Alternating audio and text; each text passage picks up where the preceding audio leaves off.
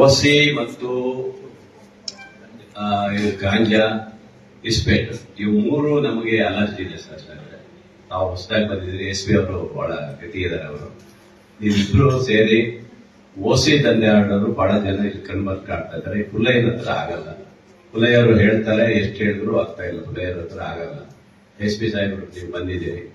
ನನಗೆ ಓಸಿ ಮತ್ತು ಈ ಗಾಂಜಾ ಈ ತಾಲೂಕಲ್ಲಿ ಯಾವ ಕಾರಣಕ್ಕೂ ಇದಾಗಬಾರ್ದು. ನೀವು ಒಂದ್ಸರಿ ಮಾಡಿ ಅವ್ರ ಹತ್ರ ಮಾತಾಡ್ಬಿಟ್ಟು, ಮತ್ತೆ ಇಸ್ಪೇಟ್ ನಗರ ಇರ್ಬೋದು ಅಥವಾ ರೂರಲ್ ಈ ನಮ್ಮ ಎಲ್ಲೇ ನನ್ನ ಗಮನಕ್ಕೆ ಬಂದಿದ್ದ ಸೀಸ್ ಮಾಡಿಸಿದ್ದೀವಿ.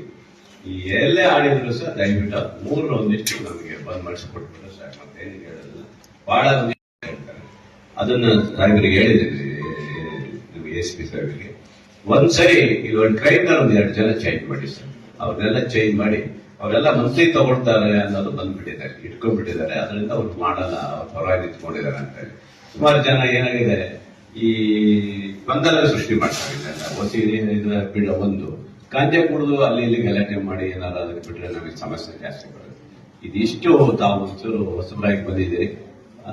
ಒಂದ್ಸರಿ ಬಂದು ಒಂದಿಷ್ಟೇನೆ ಚಾರ್ಜ್ ಮಾಡಿದ್ರೆ ಅದೇನಿದೆ ಮಾಡಿದ್ರೆ ನಮ್ಮಲ್ಲಿ ಆ ದಂಧೆ ನಡೆಯಲ್ಲ ಅನ್ನೋದು ಅನಿಸ್ತದೆ ನನಗೆ. ಅದೊಂದು ಆಗಲ್ಲ. ಓಸಿ, ಇಸ್ಪೀಟು ಮತ್ತು ಗಾಂಜಾ ಇದು ಬಡವ್ರ ಕುಟುಂಬ ಹಾಳಾಗುತ್ತೆ. ಮತ್ತೆ ಬೇರೆ ಏನಿಲ್ಲ. ಅವನೇನೋ ಗಾಂಜಾ ಕುಡಿತಾನೆ, ಇಸ್ಪೀಟ್ ಆಡ್ತಾನೆ, ತನ್ನ ಕುಟುಂಬ ಹಾಳಾಗೋದು ಅವ್ನಿಗೆ ಗೊತ್ತಿರಲ್ಲ. ಅದು ನಾವು ಈ ಅಧಿಕಾರದಲ್ಲಿ ಇದ್ದವ್ರು ನಾವು ಕೆಲಸ ಮಾಡಿದರೆ ಖಂಡಿತವಾಗಿಯೂ ಒಂದು ವ್ಯವಸ್ಥೆ ಆಗುತ್ತೆ ಆ ಕುಟುಂಬಕ್ಕೆ ಅಂತ ಅಷ್ಟೇ ನನಗೆ. ದಯವಿಟ್ಟು ತಾವು ಯಂಗ್ ಅಂಡ್ ಎನರ್ಜಿ ಇದ್ದೀರಿ, ಸ್ವಲ್ಪ ಸ್ಟ್ರಾಂಗ್ ಅಂತ ಒಳ್ಳೆ. ನಮಗೆ SP ಅವರು ಹೊಸದಾಗಿ ಬಂದಿದ್ದಾರೆ, ಅವರು ಇದಾಗಿದ್ದಾರೆ, ಅವರು ಸ್ಟ್ರಾಂಗ್ ಇದ್ದಾರೆ.